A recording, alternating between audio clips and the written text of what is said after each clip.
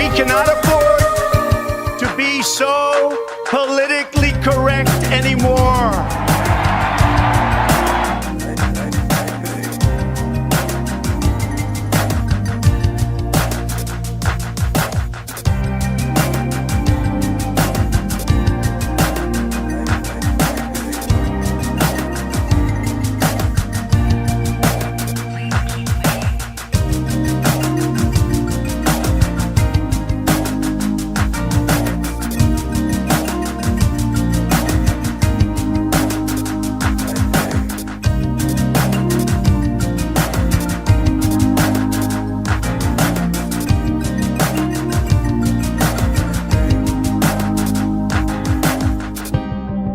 Americanism, not globalism, will be our credo. Please continue to hold for the next available representative.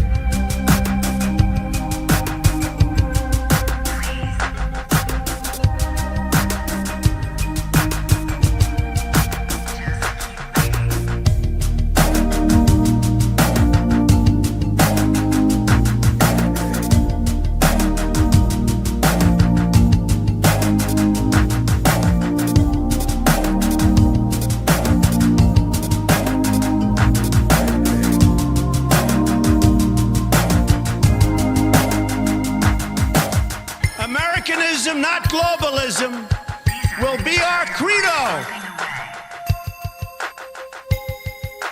We appreciate you waiting and waiting. What is it you're waiting for?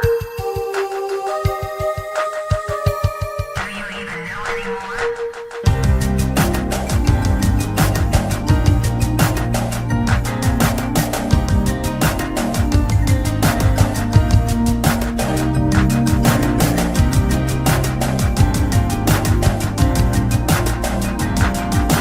These are people who work hard but no longer have a voice.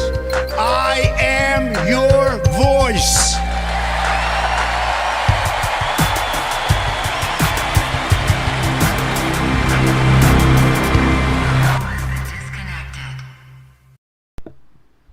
Hello everybody and welcome back to a brand new live stream. Make sure you guys like the stream down below and subscribe to the channel.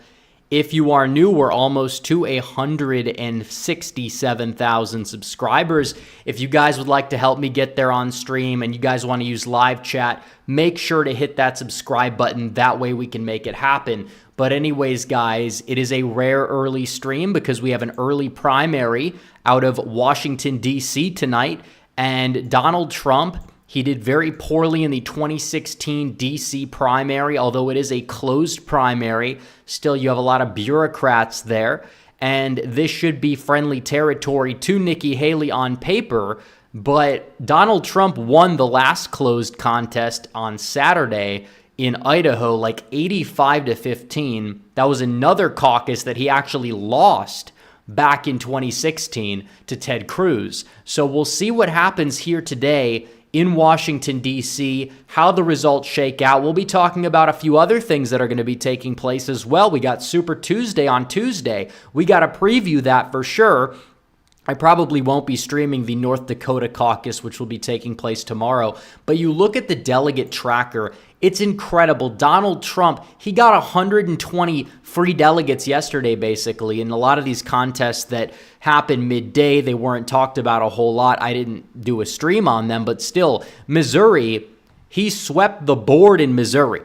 And you could see this here. These aren't 924 votes. That's not a raw vote count. Those are like statewide delegates, not the same thing as RNC delegates.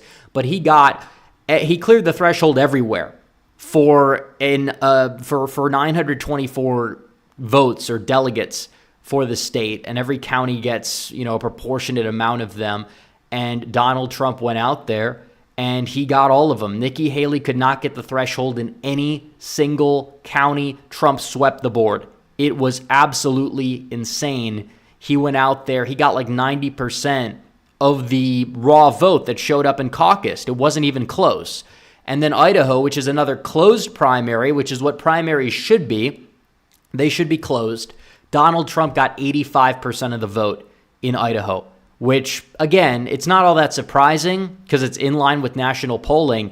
But when you close up the primaries, it proves everything I've been saying. Haley's support is not from the Republican side of things. It's really not. Haley's support is coming from Democrats, a lot of left-leaning independents, and some maybe right-leaning independents who would vote for Trump anyways. But Donald Trump's support base is very much there among actual Republicans, and that we know. So, D.C. primary, that'll be taking place, but you look at Idaho, you look at Michigan, they had the convention. They just gave all their delegates to Trump because, yeah, they're not going to waste time. They know Haley has no chance, and the Michigan GOP wants to unify, especially after all the drama there, so they just gave all the delegates to Donald Trump, which is basically what they should have done. Donald Trump got like 70% of the vote in the Michigan primary. Despite it being an open primary, he was doing extremely well across the board. He was doing well in Macomb County, especially, and you compare his raw vote totals in some of these places to Biden,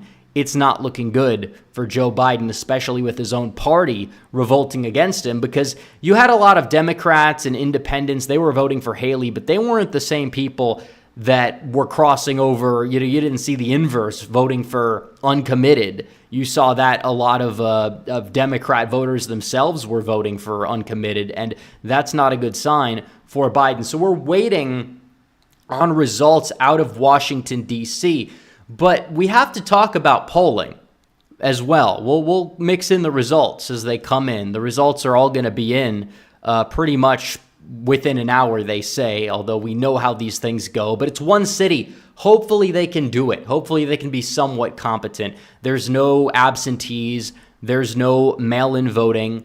They have to appear in person, and voting ended 8 minutes ago. They're going to likely count the ballots quickly, we would hope, and we'll see who wins. Now, if Trump loses D.C., it's not the end of the world. If anything, it's like a selling point for Donald Trump. Oh, well, we couldn't go out there and win D.C. because, it's the swamp. We don't want D.C. We don't want the, donor class and lobbyists, because those are the lion's share of Nikki Haley supporters. But you could flip it on its head. If he goes out there and wins D.C., it's like, wow, Haley couldn't even win D.C. of all places. So it's kind of a lose-lose for Haley. It's a win-win for Donald Trump. And how many delegates exactly are at stake? I believe we can see it on the delegate count right here. Washington, D.C. has 19 delegates. So it's not a big delegate, dump in the grand scheme of things. I mean, I don't even think it should be worth that many, given how few Republicans actually exist in Washington, D.C., but nevertheless, we'll wait and see when the results come in. But polling, Donald Trump is almost at 48%. This is huge, 47.8%. And when you have fewer undecideds in these polls, he's doing better. That proves that a lot of the undecided voters, they're going to lean more towards Trump than they would lean towards Biden. And you see this in all polling, CBS News, Fox News, Wall Street Journal, New York Times. All the pollsters that were actually accurate in 2022, both nationally and also at the state level, are showing Donald Trump with a commanding, sizable lead over Joe Biden. There's no way that Biden can sit back here and attempt to spin this as a positive. There's just not. No way. Donald Trump leads the national polling aggregate by 2.3%. He never led, really ever. I mean, that's just basically the way it is. He never led, period. If we're going to be completely honest, like he led for a few days in 2016 after the RNC, and that was pretty much it. He didn't lead at all in 2020. He lost the popular vote twice. Now he's expected to win the popular vote. So all in all, you're looking at this. This is very good news for Donald Trump. And we're going to get into some crosstabs at some point during the hour as well from the CBS poll in particular, which was very, very telling.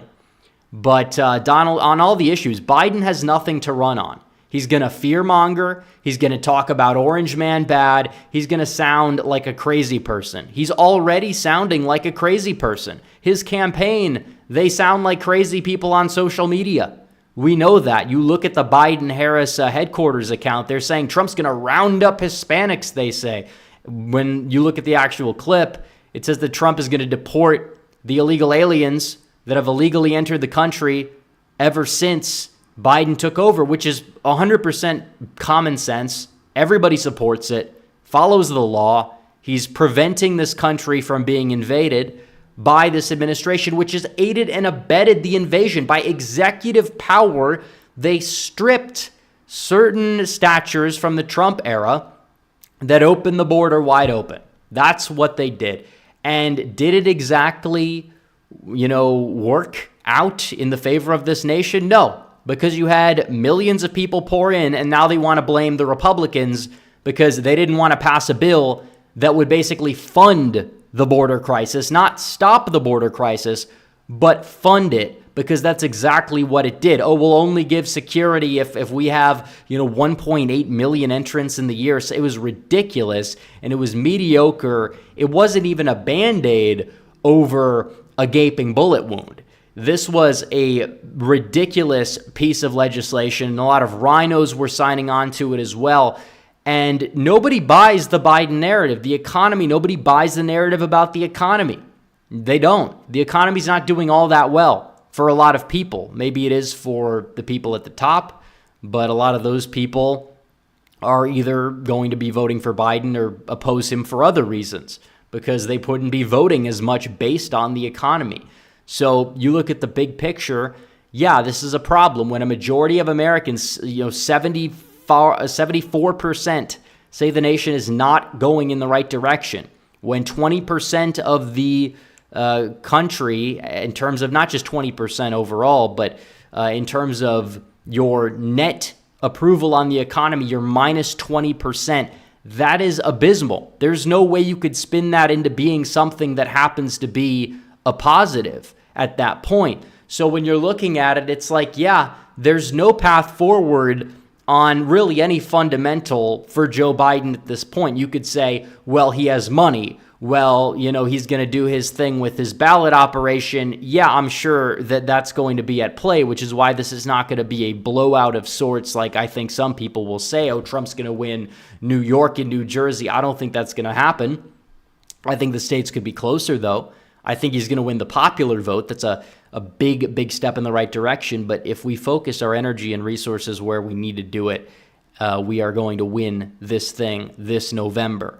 And that's for sure, regardless of whatever happens in Washington, D.C. If anything, Trump should really not want to win D.C., if anything, because then he could use it as a talking point. And I'm sure that the Haley campaign would do the inverse, even though it really wouldn't make sense because it'd be embarrassing, because Haley does have the establishment backing. The only members of the establishment that are supporting Trump are people who clearly realize that she has no chance. They're just joining the bandwagon right now because this race is over. People like John Thune, John Cornyn, and they're possibly also doing it because they want that endorsement to be a Senate Majority Leader, which is what it will likely be next January, because Mitch McConnell is stepping down from leadership, as many people now know, which is a good thing. So, DC primary, that's going on, but also just looking at all the data we have out of the polls, Trump is in a very good position, a very, very good position to go out there, take on Biden, and win. But you have to look within the polls too, because when you do that, okay, we have an advertisement. I don't know why CBS is trying to cover the content, but you look at how people are rating the presidencies of Trump and Biden. 46% say Trump's presidency was excellent or good. Only 33% say the same thing about Joe Biden's tenure. 65% say the economy is currently good or was good under Donald Trump. 28% say bad, but now you look at it, 38% of Americans say the economy is doing well. They say it's doing poorly. 60% say it's doing poorly. And you look at the policies question here, most Americans believe that the policies of Joe Biden are going to cause the prices to go up in this country, whereas 44%, a plurality, actually 2/3 say that Trump's policies will lead to prices going down or having no effect.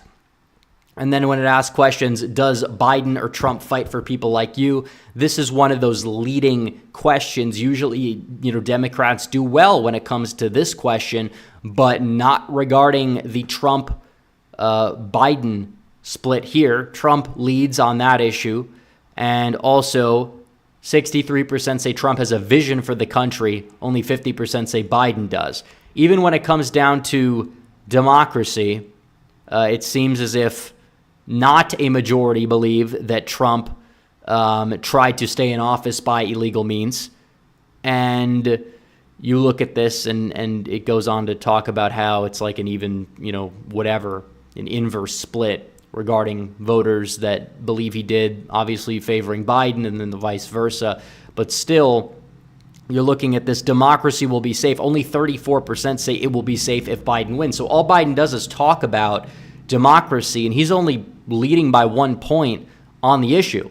And that's another thing. And even this is actually the biggest thing of all, in my opinion, because we hear about abortion. Only 33% say that Donald Trump deserves blame for overturning Roe v. Wade. And that's what Biden's trying to do, is hammer home the point that, Donald Trump is the guy who got rid of Roe v. Wade. And majority of Americans believe that he doesn't really deserve credit or blame. And of course, you'll see a decent portion of the population, mainly his core base and parts of Republican voters, say he deserves credit.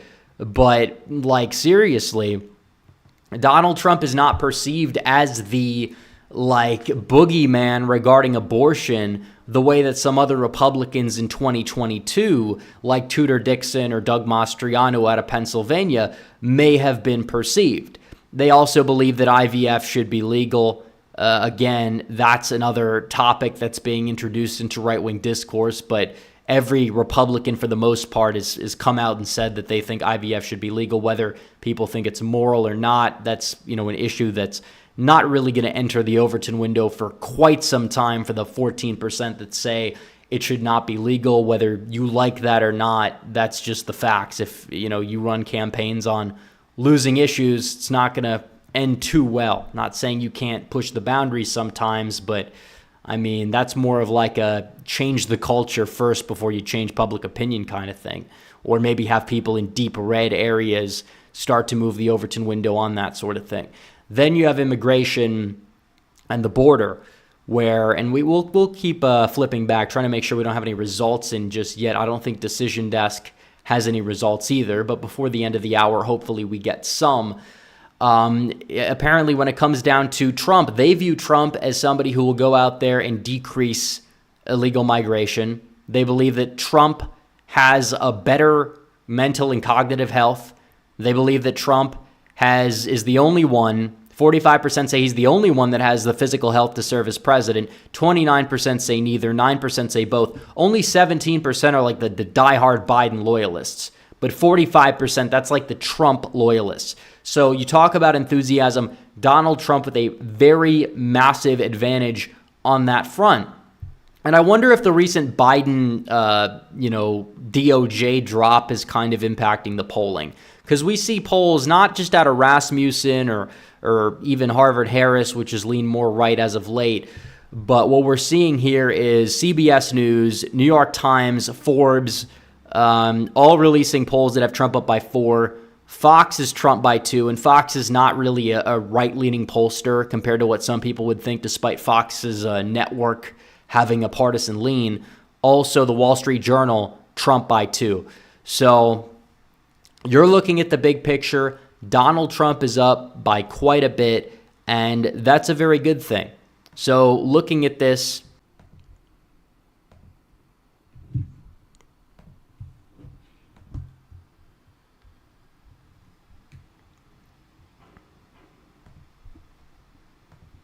okay, can you guys hear me? Are we back? Are we back in action or are we not? This is an important question.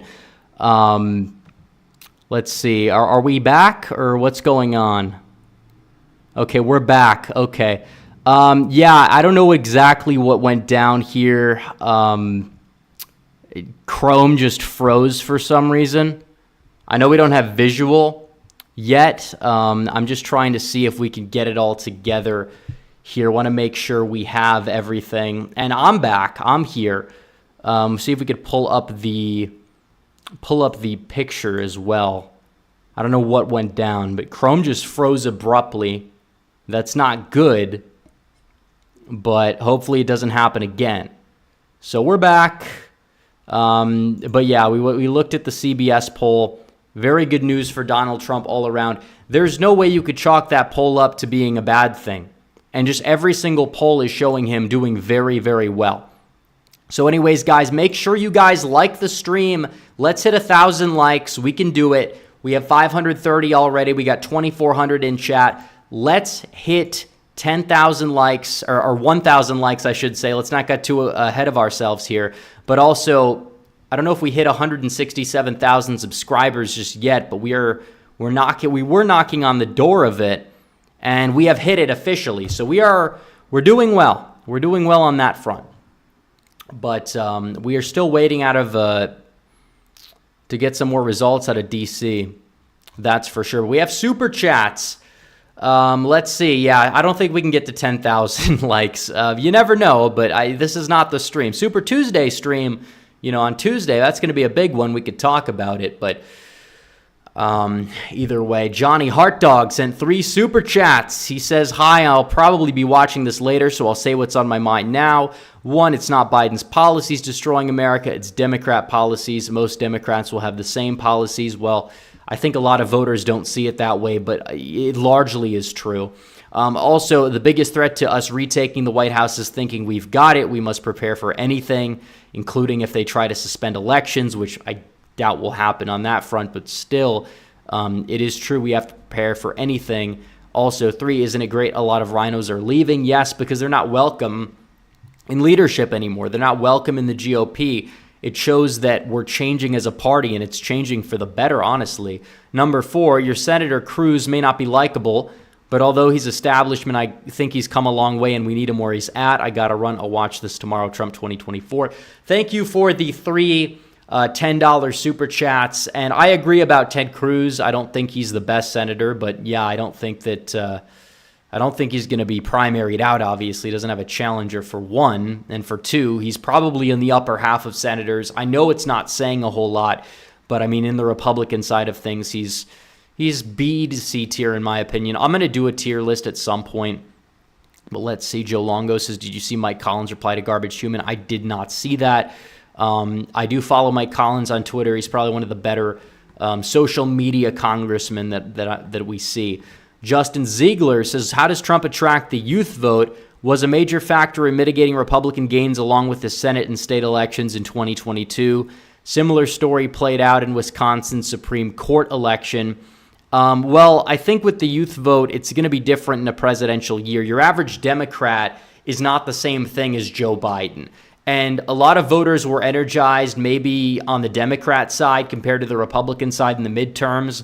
I can't imagine that you saw a high turnout from a lot of young conservative voters in 2022. The vibe really just wasn't there for it. Democrats, at least they had the whole Dobbs thing working in their favor. I don't know how much of a role it played. Obviously, young voters are not a majority of the electorate. They did not affect a lot of those races.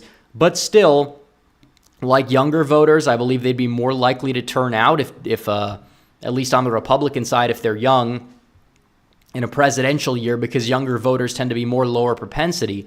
But the younger voters on the Democrat side, they're not fans of Biden. And I think the whole Palestine thing is definitely kind of eroding a lot of his enthusiasm or even support among that demographic. It doesn't mean that they are going to go out there and vote for Donald Trump. But if they stay home, I mean, that's kind of a de facto half vote for Donald Trump out of the gate. So you see that there. So we'll see. I think Trump will do better with younger voters just because of his style, just because it's a presidential year, just because he actually has a vision for the country that's America first. And I think a lot of younger voters on foreign policy do kind of lean in that direction as well. So, yeah, younger voters will still vote Democrat, but the margin is likely going to narrow a little bit. It narrowed in 2020 from the looks of it. I could see Trump getting 40%, plus of the electorate that's like 18 to 29, maybe in the low 40s, but he could get around there for sure. Wouldn't be too surprised about it. American Spiritual Politics, his thoughts on Lombardo as Nevada governor. He's somebody that I view to be a moderate, and not necessarily in a good way, but still it is Nevada, and he doesn't have any friendly wing of his legislature that he really can work with. So a lot of it is just going to be playing up the optics game, maybe just signing off on things that would have probably passed if they, overturned his veto, get reelected, and hopefully have a more Republican state legislature in the process. So I think he's overall not the worst governor in the country, but he's far from the best. He's a lot better than Sisolak, though, for sure. Up next, we have Boma Toad says, good evening, Rep. Wish me luck on Tuesday. I'm only 17, but I made the Libertarian presidential primary ballot in North Carolina from Bo Lindsay. Interesting. Well, good luck, I guess. I mean, I would assume that, well, how would that even make sense if you're 17 and you make a presidential primary ballot? That's, I guess the Libertarians just let anything slide these days, but it is what it is. Real Texan Politics is all the results will be released at once at 8 p.m. Eastern Time. That checks out. Pegzon says if Nikki can't even win D.C., that would be comedy gold. Well, if she loses D.C., I think the odds of her winning Vermont go down. The odds of her winning Massachusetts go down. I'd still look to those two states. If she's going to get any victories on Super Tuesday, it's going to end up being one of those. But still, I don't believe that she's going to win a state at this point. But if she wins like Vermont or Massachusetts, I would not be surprised in the slightest, even though Trump won those states in the primary back in 2016.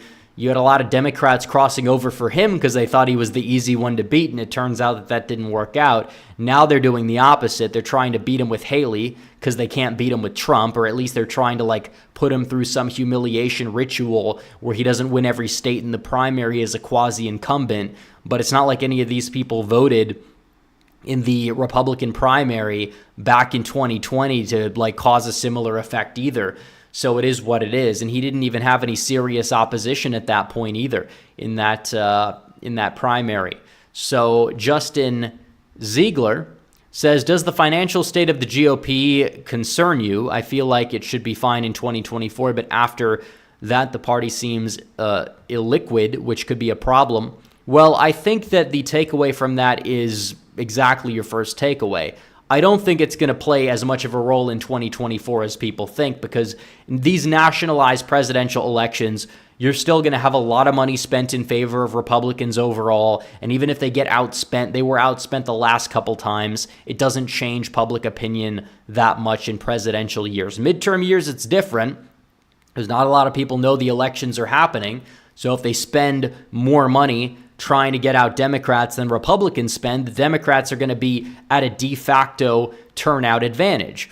And I think that the problem will be solved when you have a new chair of the RNC. You have new competent leadership, not just at the RNC nationally, but in certain state parties as well, like Michigan, which we see the total upheaval of the incompetence of Christina Caramo. She's out of the picture. Republicans are in a much stronger position in the state of Michigan now than they were. So overall, it's a good improvement there. So we'll see what happens. But 2026, that's another question. But Trump in the White House is a net positive thing for that, because you'll have a lot of energy on the Republican side. I long said that in 2018, if a different Republican happened to win, Republicans would have had more losses in the midterms. Polarization may have been less, which means they probably would have ended up losing those Senate races that they won. They would have lost Florida. They would have lost Indiana, possibly North Dakota, Missouri, you name it. Those races were already relatively close. So I think that with Trump in there, the midterms won't even be that bad so long as his presidency's not that unpopular, especially because, you won't have the healthcare issue hanging over people's heads. I'm sure it will be something else, but the second midterms usually are not as bad as the first midterms. You could look at, Clinton's presidency, Obama's presidency even.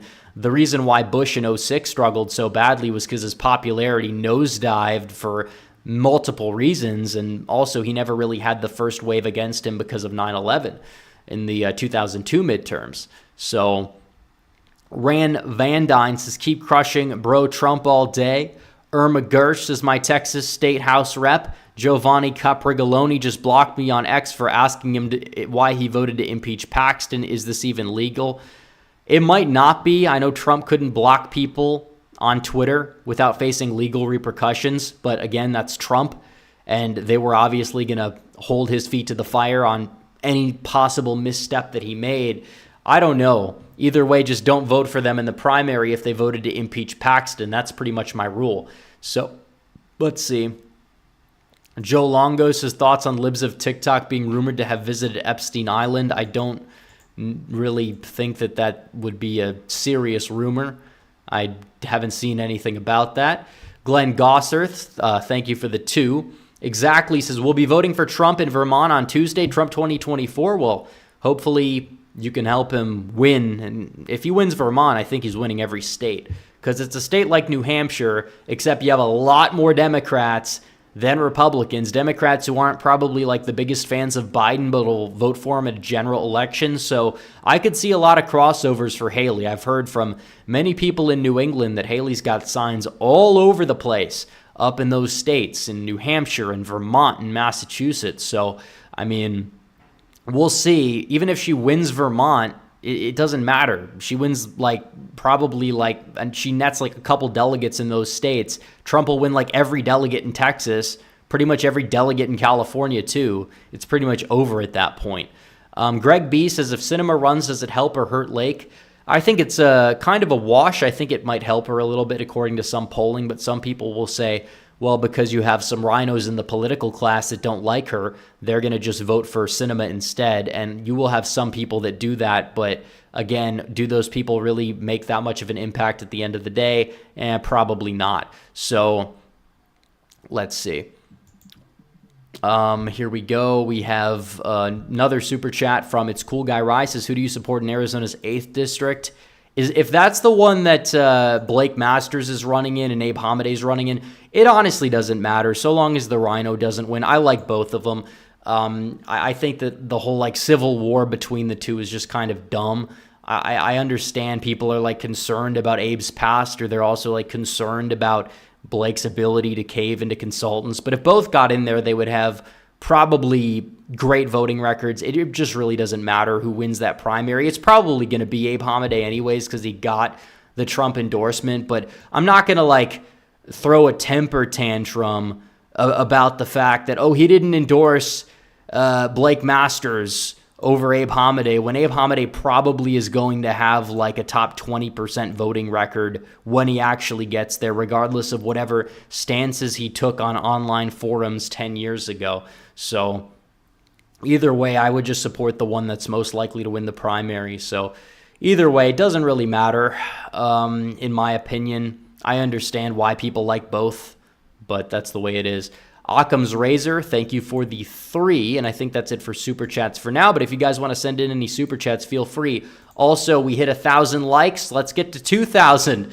Like the stream down below. We got 3,000 people in chat. We definitely have the manpower to do it. Also, if you're new, feel free to subscribe, and if you're subscribed, hit the bell for notifications so you never miss another live stream. It feels good to do these earlier live streams. It seems like we always go live at 10, 11 o'clock, at least in the Eastern time zone. But still, it's an interesting change of pace for sure. But we don't have any results, but I'm not exactly tired and bored because we don't have any results. But seriously, all these polls, we could talk about the polls all day, and I think people honestly wouldn't even get bored of it because there's just so many nuggets of polling information and little tidbits that you just keep finding that bolster Donald Trump's case in the 2024 election. It's insane. And I'm not saying this to get complacent, but even when you adjust for the 2022 mishaps, Trump still is winning. He's still in the lead, adjusting for all the metrics that we never accounted for in the midterms. He's still the favorite. It doesn't mean he can't lose because we got 8 months to go, but still, he is that guy. He is the favorite. Like, there's no other way to chalk it up. He's up in the polls. The only thing he does not have right now is fundraising. But he's been outspent, 3-1, 2-1 the past couple cycles. It didn't matter. Biden at the time wasn't unpopular in 2020. He was unpopular among our base, but he wasn't unpopular among your average voter. Now the average voter despises him at the same rate they despised Hillary Clinton back in 2016, except Biden has a record as president that is god-awful. It is horrible. So take that into account. If he spends money getting on the airwaves, people aren't going to like him. They're going to get sick of him. They're going to get sick of him. He's been talking nonstop about the economy. He's put ads on the airwaves, football games for the past season, you name it. Is it moving the needle for him? Not really. If anything, it's moving the needle against him. So long as he's not outspending Trump like, a ridiculous amount, like 20-1, or it's like Mastriano, Shapiro levels that we saw in the midterms, yeah, I think that Donald Trump is the favorite, regardless of the spending. Like, that's the one thing they can cling to. Obviously, the get out to vote operation, that's another thing. But now you're seeing change in the RNC. And encouraging early voting on the Republican side is something that needs to be done as well. And some people I see these accounts on Twitter like that. If you say it now, they'll just like rush in with all these like just nonsensical lies because they're psyops. They're trying to stop people from, going out there. They're controlled opposition. And it's very few people that we see. But regarding early voting, it's like you don't have to vote by mail. I'm not saying you do, but where they have in-person absentee or in-person election day or before election day voting, like that's what you need to take advantage of. Republicans do it in Texas. They do it in Florida. They do it all over in some places, North Carolina more so now. And they're doing very well in those states, but you don't see it as much in like the Midwestern area. So you got to target these voters. You got to get them out to vote too. That's important. But even so, I think Trump would still be the favorite regardless, even if Republicans vote the way they do. But, you have to vote early if you can, because your votes are going to be voting, for the same person that you're going to be voting for. Everybody here is going to be voting for Donald Trump. If you're voting for Donald Trump in mid to late October, why not cast your ballot as soon as you can? So, you don't have Arizona problems on election day where you have people that, say that their line is too long and they don't want to show up. If a lot of Trump's base is working class voters, they work a shift. A lot of people don't get election day off. So, it would be better if they're encouraged to vote earlier, not saying that, we have to support election month because we don't. We can work to get rid of it in certain states for sure and, reduce the mail-ins propensity. They send the ballots out to everybody in some states. It's ridiculous. But still, we do need to make sure that people that can vote early are voting early. There's no mistake. There's really just no mistake in doing so. I've yet to see a compelling argument why we should not be taking advantage of the election system the way that the Democrats have been taking advantage of the election system, because it works out to their advantage. It does. They go out there, they harvest their ballots. Fine. Well, we need to harvest our own ballots. They're going to be the ones that are going to try to make ballot harvesting and mail-ins illegal if we play the same game that they do, because there are more of us than there are of them. Donald Trump said it. We have all the votes we need. He wasn't saying people should stay home when he said that. He's saying that we have all the votes we need. We just need to get the ballots in the ballot box by election day. We need to be competent. They, on the other hand, are doing it. They're kind of outfoxing us regarding this whole election system thing. They've preyed on our weaknesses, which, a lot of conservatives tend to be more traditional. They want to go to the polls on election day, and I think it's a great tradition. But still, at the end of the day, it's like, at what cost if you're seeing what's happening? People, want to wait to the last minute, and then they go and you see what happens. You see Maricopa County 2022 all over again. You look at Reno, Nevada, if Republicans just took that advice, you'd have Governor Lake, Attorney General Hamadeh, and you'd have Senator Adam Laxalt, you possibly would have the Senate, period. The midterms would probably have been a little bit underwhelming, but not nearly as underwhelming as some people kind of make them out to be. And that's what it comes down to. So we have more super chats. Let's see. Greg B says, if you had to pick Scott or Noam for VP, who would you pick? I'd probably pick Tim Scott, honestly. I don't think he's all that great, but I think Kristi Noem is somebody who's a little bit power hungry, and she's somebody that is a little spiteful, and I feel like she would try to pressure Trump on like primarying out Freedom Caucus members if they happen to like say one negative thing about some bill that she supports, because that's what she did to her own state back in the day. Like, Noem is somebody that some people like. I personally don't think she adds anything to the ticket. She brings scandals along with her.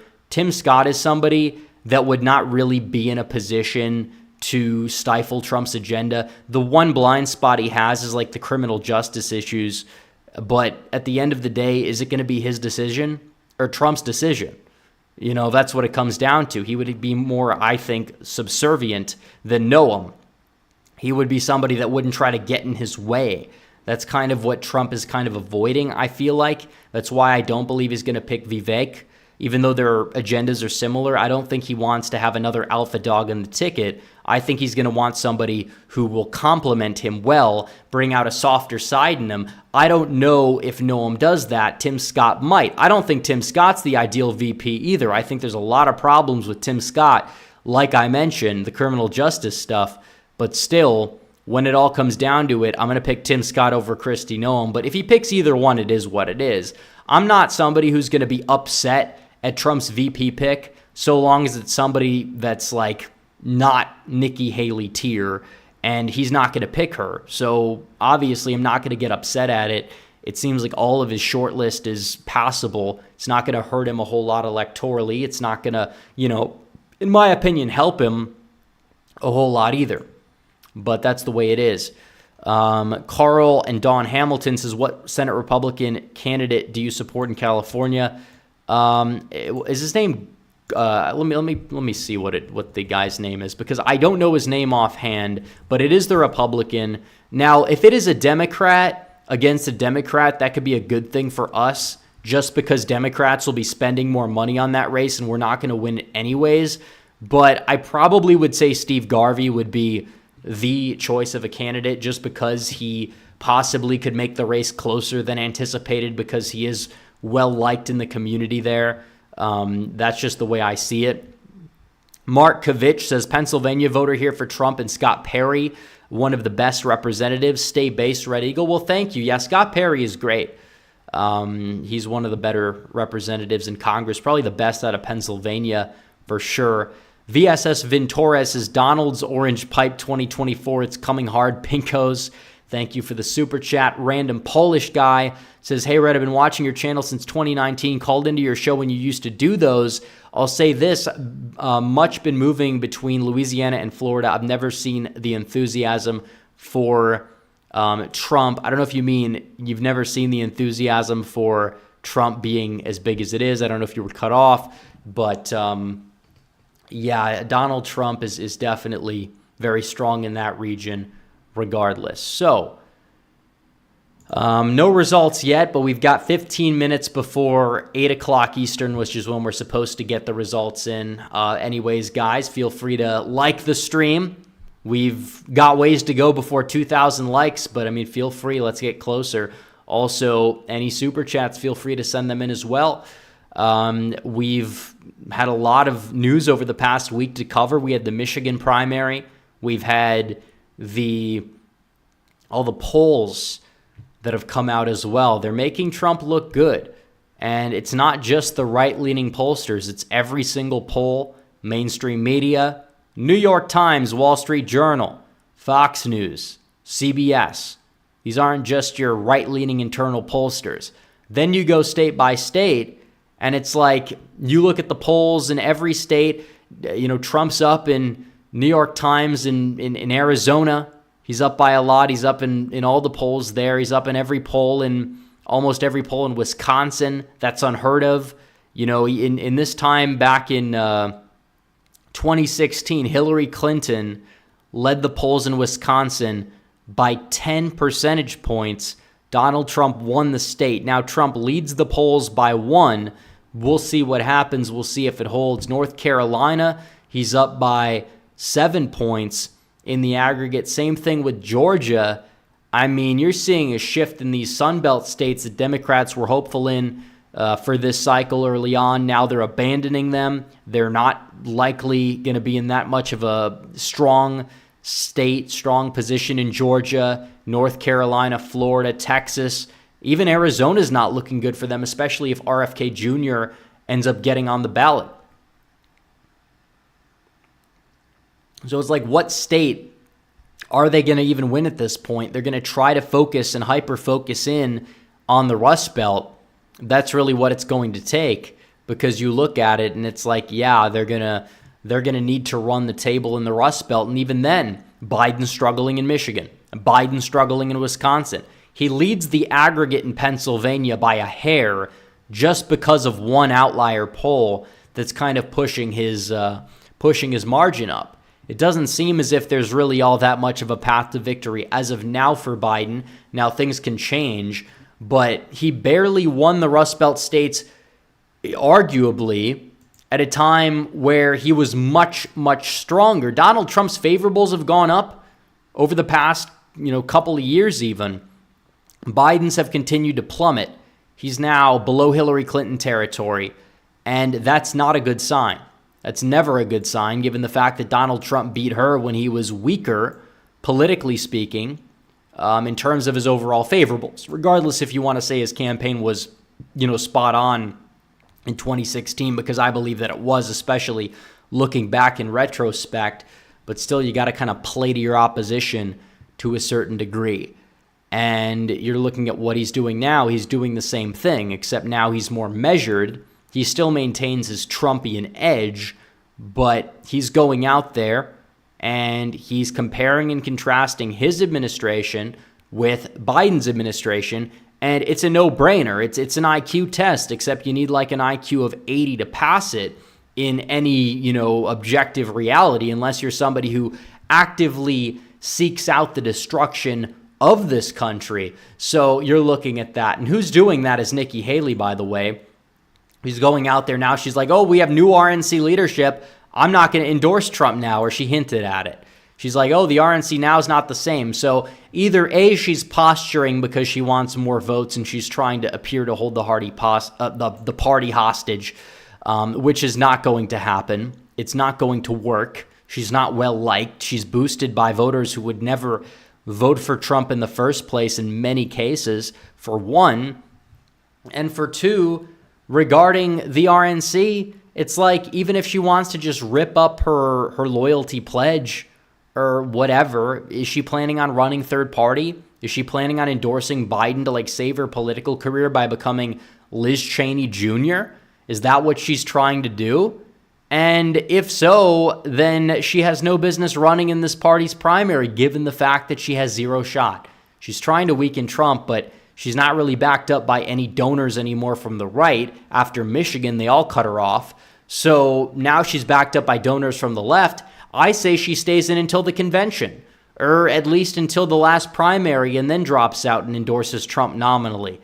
Why exactly should we want her to drop out if she's going to be bleeding more resources from the opposition than she would be bleeding from Republicans, especially because at that point, no Republican is actually going to vote for her, even if they were considering doing so now.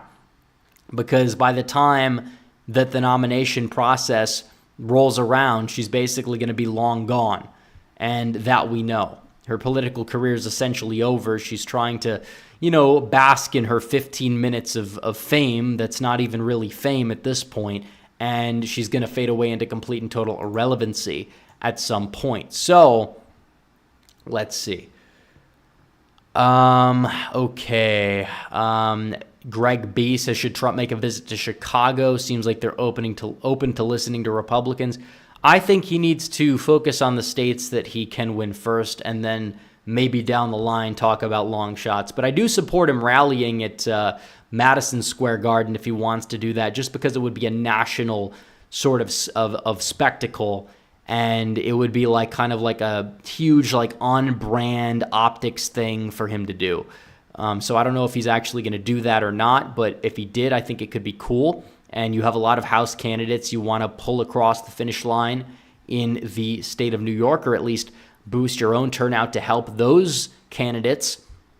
So you actually have a House majority that you can work with when you get into the White House. Otherwise, you're going to basically be a lame duck from day one. Now, thankfully, looking at the new House maps, Democrats aren't really netting any seats in New York. They're not really netting any seats in Wisconsin. They're keeping the map the same. It seems as if the Democrats basically are going to lose some seats in North Carolina, and because of Brett Kavanaugh siding with the BLM narrative about the, certain clauses in the Voting Rights Act, now you're going to see an extra Democrat district in a couple of deep southern states like Louisiana, Alabama, but they basically just cancel out. I mean, that's what it comes down to. Democrats, I think, are not the favorites at all to, retake the House, even if Biden manages to eke out a narrow win this fall. So, more super chats here. Random Polish guy says, I was saying that I haven't seen past voters fired up. I haven't seen so many first-time voters wanting him. Even Democrats want to crawl over broken glass for Donald Trump. Well, if we're seeing a shift on the ground, that's a positive thing. Now, it is all anecdotal. They will retort with that, and it's true. But still, I mean, just looking at the state of affairs that's going on in this country, how can you not vote for Donald Trump? Even we now see polls that are saying Biden isn't leveraging abortion to his advantage anymore. He can't leverage democracy to his advantage anymore. The polls are showing that he has no winning issue. That's why he's going to try to buy out student loan debt again, which again, is that even that much of a winning issue overall? Like, he might get some voters energized for that, and he did that before the midterms too. But is that really going to work? I don't necessarily believe that it's going to save him. I mean, I'm sure he's going to try something. Like, what is he going to try to do at this point? Like, there's not a lot he really can do. And him, like, optically spending more kind of bolsters, like, the whole anti-inflation narrative, whether people want to say that it's entirely, fair across the board or not. It's something that can be exploited. So, let's see. Darth Vader 33 says, hey, Eagle, if Republicans take control of the House, who'd you like to see as Speaker? I'm perfectly fine with Johnson as is. I don't think that there needs to be a change. The Stefanik or Scalise that are mentioned, I think Stefanik might be VP. She's good in her chair position wherever she is, and Scalise would be an objective downgrade. So Johnson's somebody that Trump wants to work with, and I think he thinks he'll be a better speaker if Trump's in office than if Biden's in office, which I think is also the case. He's somebody that may at times not oppose Biden's agenda enough, but still he's opposed it a lot more than McCarthy. But when it comes down to it, he's somebody that will for sure back Trump's agenda 100%. You talk about averting a government shutdown, that seems to be like the only thing that people are upset at him about. So I think Johnson's fine. I don't think he needs to be changed. We can't have this rotating carousel of speakers, and usually it's going to end up with getting worse and worse speakers as a result.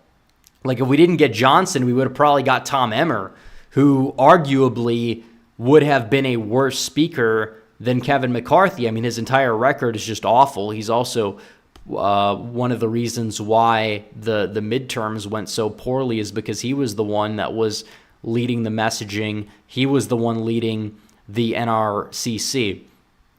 John Cordisco's Corner says, I think a huge rally in Philadelphia, being the place where the Declaration and Constitution were written. New lines drawn here for Congress in New York. We covered that. Colts for Super Bowl 59 says, who do you support in 2028 with the Trump win? It depends who runs. I'm open to a lot, so long as they represent Trump's vision. Some people are saying Vivek. Some people are saying Tucker Carlson. I don't know if he would do it, but I think he'd be an intriguing option. There's plenty of people that would be on that short list for sure. Let's see. Jack9298 says, do you think Clarence Thomas or Alito will retire during Trump's second term? Keep up the great work. You could possibly see both of them retire. I don't know how old Alito is. I know that Clarence Thomas, he's been there for a very long time, one of the greatest Supreme Court justices the country's ever seen, and he's 75 years old. So yeah, in like 3 years, because Republicans, or even 2 years, you could say, Republicans will have a sizable Senate lead. Hopefully, they'll have 52, possibly 53 or 54 Senate seats. Well, at that point, you can basically get any judge in there you want confirmed. So yeah, I think you'll probably see Thomas step down. I don't know how old Alito is. I think he's a little bit younger. I could be wrong. But yeah, you'll see probably a couple of these conservative justices step down and get replaced, at least those two, because you're not going to see the other three because they've been on the court for less than 10 years. Doug says, does Valadeo hold? Can GOP pick up Michigan's 8th and 7th? I think the answer to all three of those questions is yes. I do. I think Valadeo can hold. I don't think he's the best congressman, but he's in like a Biden plus 10 district, so it is what it is. Now, with Trump on the ballot and those two being open seats in Michigan, I would say that Republicans will end up flipping them, especially if Donald Trump wins the state of Michigan. I don't know how much he's going to win it by, but if he wins it at all or even loses it narrowly, I think both of those seats are going to flip. Rick Rod 95 says, what do you think about the idea of Greg Abbott as Trump's VP and who would be a good replacement as governor? Well, Patrick would become governor if Abbott goes to Trump's ticket or goes to the White House. Do I think that he's going to pick Greg Abbott to be VP? No, I don't really think he's all that in consideration. I think Abbott basically can be Texas governor for as long as he wants to be, and I think that he's content in that position, at least for now. So that's the answer to both of those questions. I don't think he's going to be VP. I think he's already declined being VP. So either way, 2 minutes until we might start getting results. Polls have closed out of Washington, D.C. Make sure you guys like the stream down below. Let's get to 2,000 likes. We're almost to 1,500. Let's get to 2,000. Also, on the subscriber front, make sure you guys subscribe if you have not yet subscribed. Let's push towards 168,000. I don't believe we're going to hit it, obviously, tonight, but still on Tuesday, I'd like to see us, possibly get closer to 170 even. So make sure you guys like and subscribe. Let's get to 2,000. We have the manpower to do it for sure. Up next, we have Polite Rude Guy says, we need a Christian judge like Thomas on the court that is willing to overturn all unconstitutional rulings. Well, yeah, you will have to replace him with somebody who's at or above his level. Absolutely. That goes without saying. Stephen Kanizik says, Trump rep 2024. Well, I'm not old enough, but in theory, yeah, sure, we'll endorse that ticket. But let's see. No results yet. We got, I think, 1 minute before they might start reporting. We could pull up Decision Desk as well. Usually, sometimes they're faster, sometimes they're not. It just basically just depends. But they have no results reporting out of Decision Desk either. But let's see. I want to make sure. I could pull this up just for reference. Okay. We have the results that will be coming in anytime from now.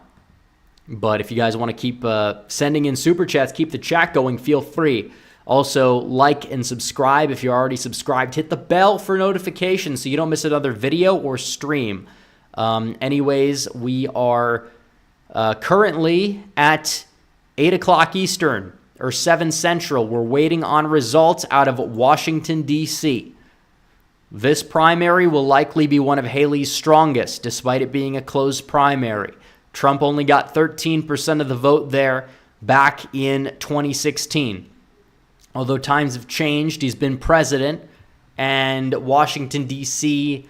is, it's still D.C., but in terms of the Republicans that will turn out, it's possible that a lot of them will possibly just back the nominee.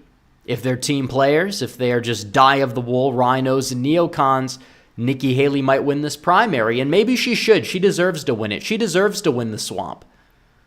Aquafan says, Florida Governor 2026, I'm hopeful for Gates or Donalds. I think Donalds would probably be great. I think Gates is better as a congressman than he would be as an executive, in my opinion. I don't know if he's going to go for it, but we'll see. I've seen a few people mentioned in the running for Florida's governorship there. And besides the lieutenant governor, I tend to like all of the people that have been rumored, but we'll see when we get there for sure. Some people say Gates can't win, and I think that he does have some, scandals, whether people think they're legitimate or not, that the Democrats are going to run with. But I think the Florida Democrats are just so, discombobulated. They're in shambles to the point where I don't think that they really stand much of a chance of winning that seat regardless. But we'll see.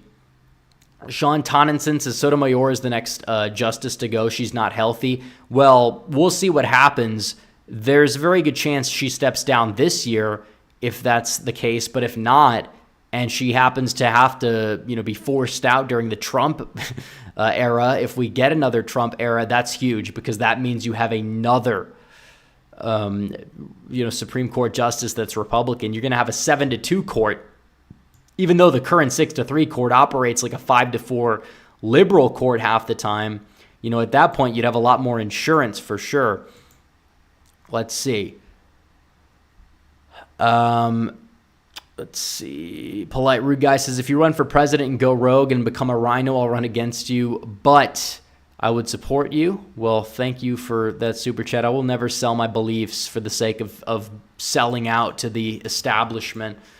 Let's see. John Cordisco's Corner says, Hawley or Vance in 28. There are also options on the table. I've mentioned that for a while. There's a lot of candidates that could run that I would like. And hopefully when it comes to the primary, I don't want to have to vote against somebody or vote for somebody only because I despise their opponents. I want to vote for somebody out of a very solid bench. So we'll see. I'm sure we're going to have a lot of rhinos as well in the running that will oppose, but still, we'll see. Garrett Vranikar says, do you think that the election will have an impact on the Supreme Court? Well, it depends on what happens. If Sotomayor passes, then maybe there would be some sort of impact. But the other way, I don't really think it's going to have that much of a role. Aquafans is also happy Sunshine State Day. Florida became a state 179 years ago today. Interesting. Belfagor says, say something nice about the DeSimps. I will say nothing nice about the DeSimps. The DeSantis voters or people that like both, which is most DeSantis supporters in real life, then I think that, they had their reasons. Maybe they wanted to push Trump to be a little bit more sufficient on some issues, and I understand that, even if I disagree with their reasoning. I never hated his supporters in real life. It was never with them. It was always with the annoying Twitter people, many of which are just not on my feed anymore because I hit don't see in feed. I don't mute, really. I don't block a lot unless they're being actually bad faith individuals. And a lot of these DeSantis people are too, but I still have never blocked them just because I've enjoyed the comedy. But, enough is enough past a certain point. I just said don't see in feed anymore on a lot of these people, and they don't show up in my feed because I don't want to argue with them at this point. They're a super minority of a minority. There are a couple thousand people at most that claim they're going to hold out. They all live in Florida, which is going to vote for Trump anyways. It's why should I bother? These people are just bad faith actors, and they don't really deserve my time of day. And I don't want to waste time arguing with them. But we got a tweet, at least, that was sent out this weekend from Rufus, of all people, who basically claimed that he would want Trump to defeat Biden. So even the craziest of the crazy are, in my opinion, going to come home after a certain point just because what is happening is that bad with immigration, with the economy, with crime, with everything. There's not a single thing that's going well for the average person in this country right now. And you cannot convince me otherwise. Tout your economic metric all you want to. It's not affecting the average person. Maybe you could say the stock market's not crashing as of right now. It's not skyrocketing the way it was under Trump. And part of the reason why it's doing so well, in my opinion, is because they're anticipating another Trump term. That might be why the stock market is starting to recover. So if you don't get that second Trump term, the stock market's not exactly going to be doing so hot after a while. And where are the results out of Washington, D.C.? We have yet to see any results, despite the fact that polls closed over an hour ago. Is this going to be another stream where we don't get any results from the election we're streaming? Because that's basically happened a couple of times. I mean, I only streamed until Michigan was 40% complete, and we were going live for like 3 hours. It's crazy.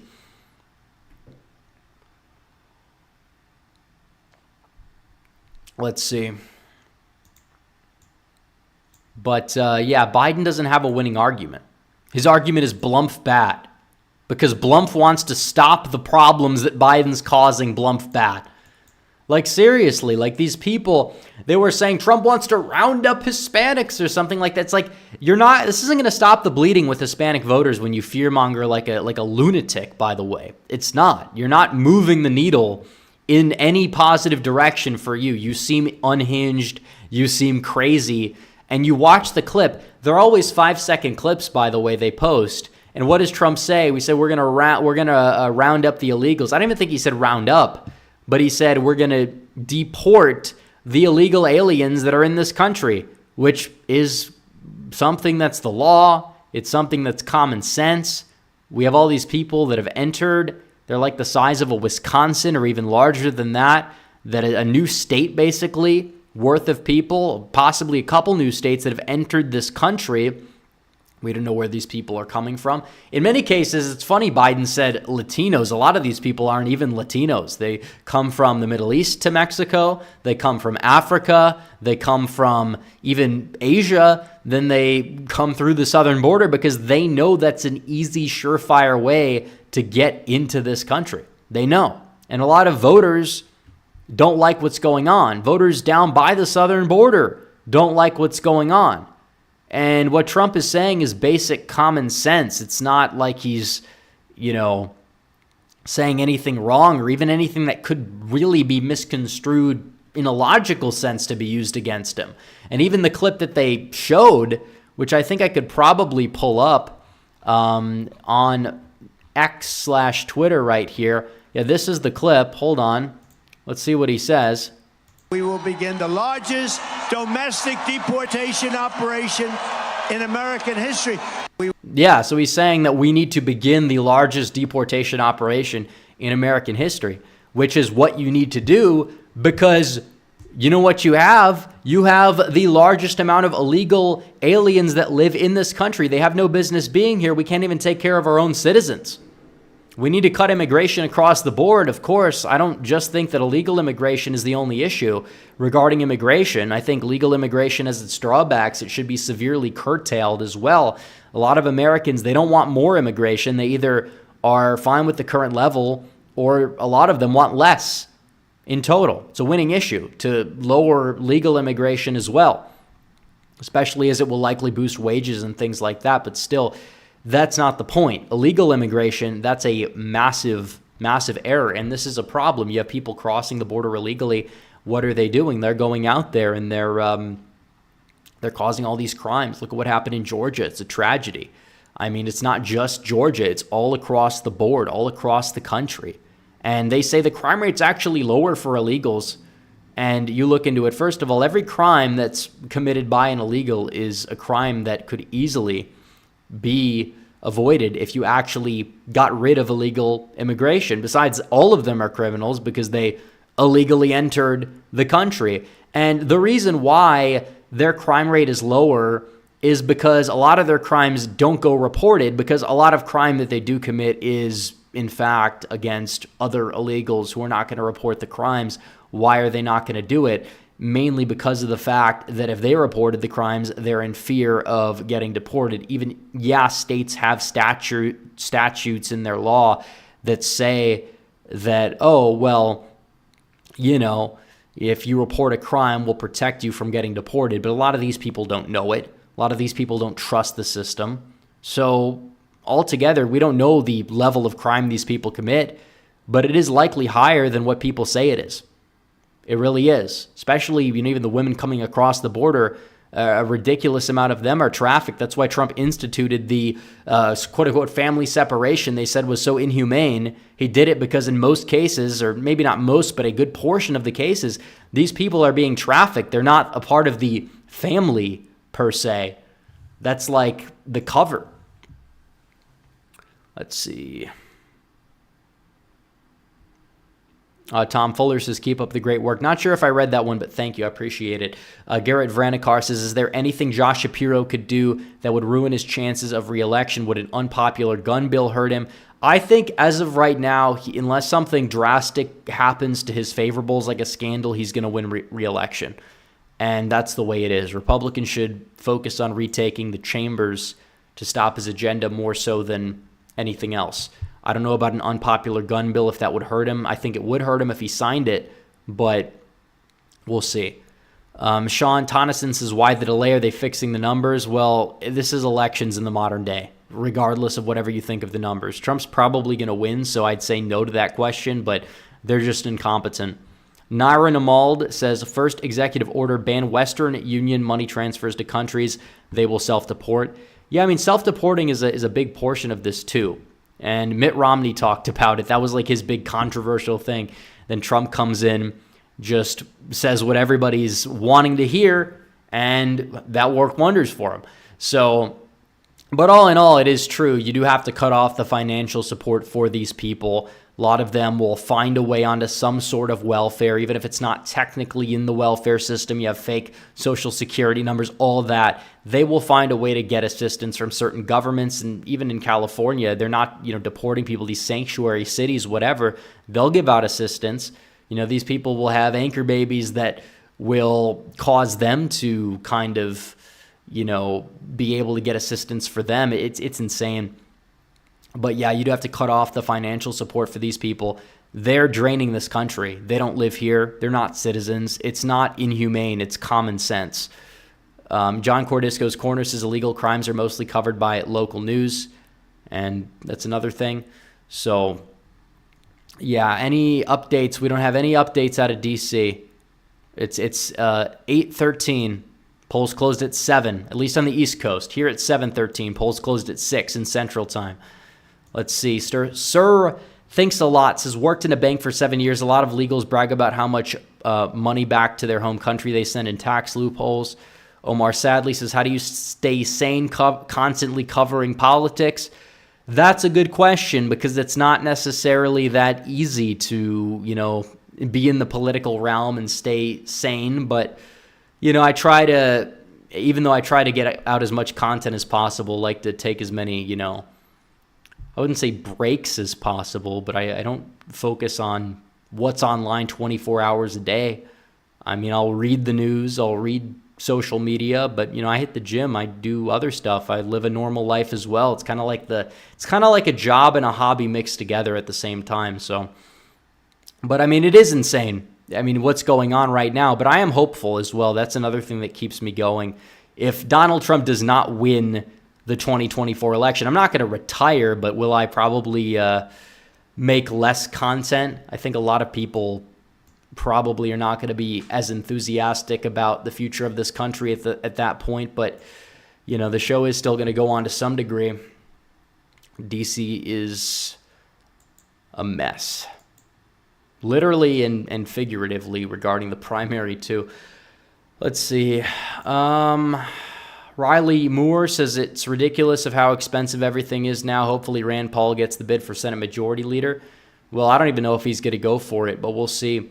Optic Big Evil says, who do you think Trump will pick for VP?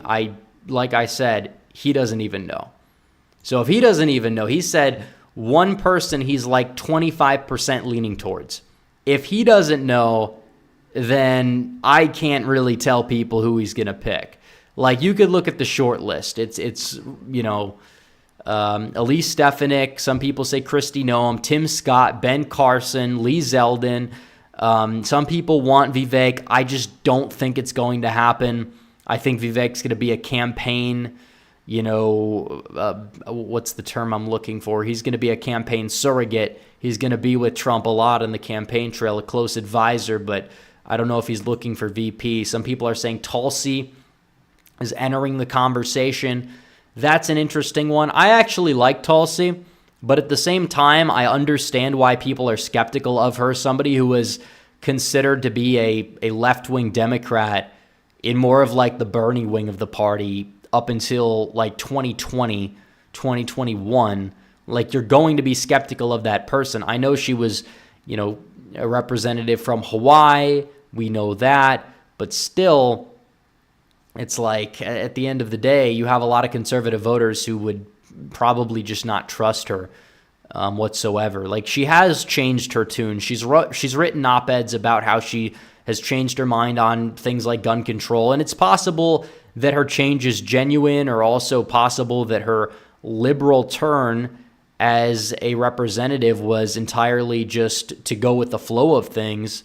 But still, it's just the way it is. So, no results. When are we getting results? We have no results out of Washington, D.C. But anyways, guys, we're close to 2,000 likes.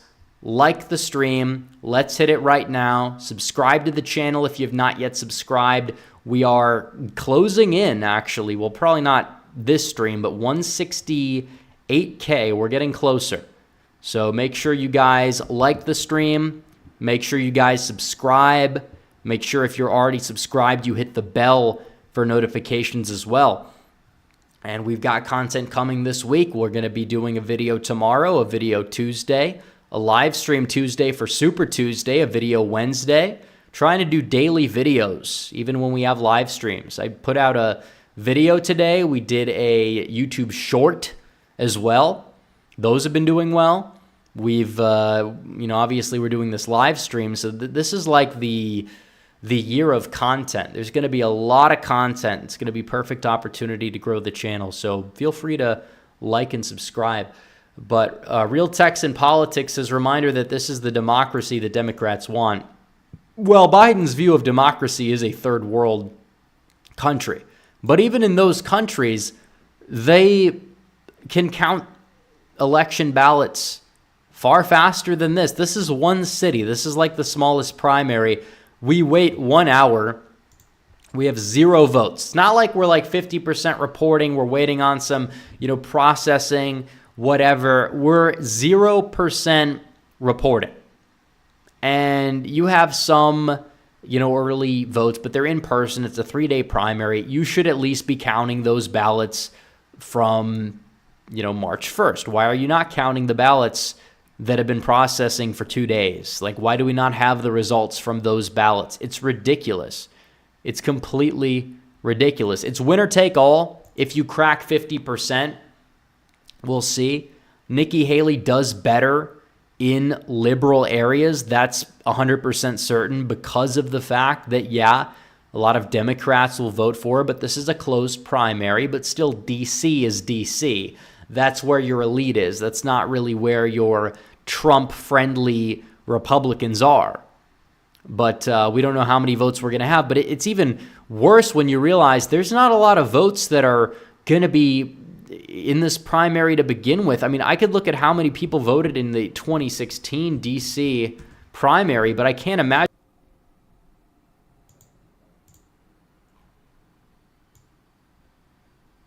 Okay, are we back? Are we back or are we not back?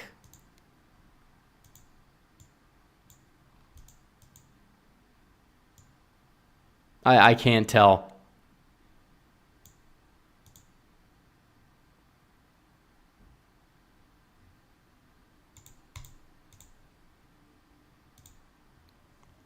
I literally cannot tell.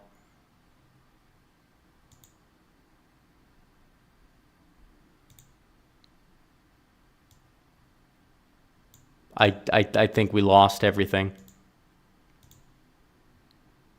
Okay, are we back? Okay, we're back. I don't know what that was. I do not know what that was, honestly. I have no idea. This is a problem that will likely need to be fixed before the next stream. But it should not be happening this way. Let's see. Polls of... okay, we're back on the... let me see if I could pull up the results, which we don't have any results, but still... I was trying to pull up the results from last... primary 2016, and I can't do it apparently without everything freezing, so I'll look it up on my phone instead and we can see how many results there were. And in 2016 in the primary on the Republican side, there were 3,000 votes. 3,000. This is not like a ridiculous amount. There's like 5 precincts in DC, period. Well, maybe not.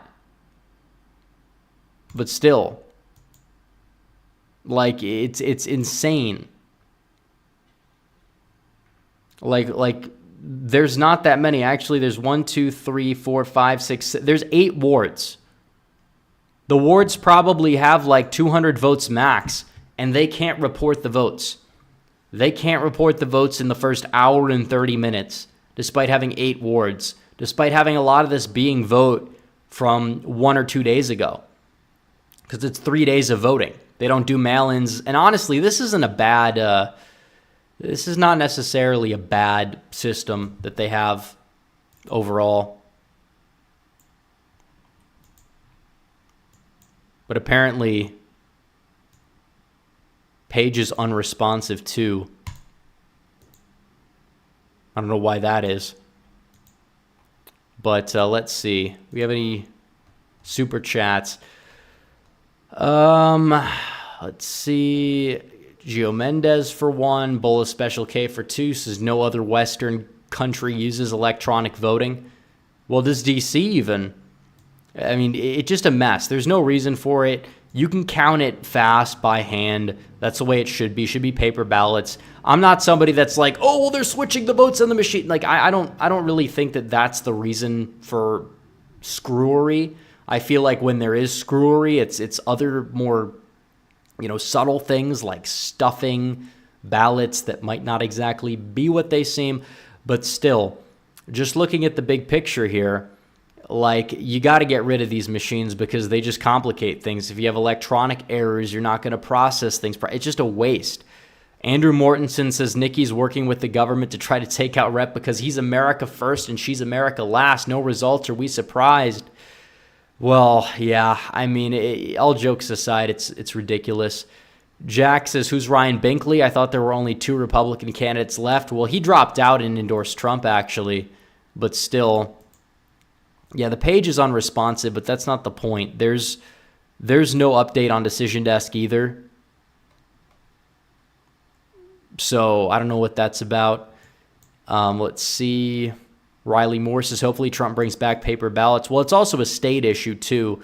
And this is something that red states can start doing. There's no reason why it can't be done across the board. Like, you look at Florida.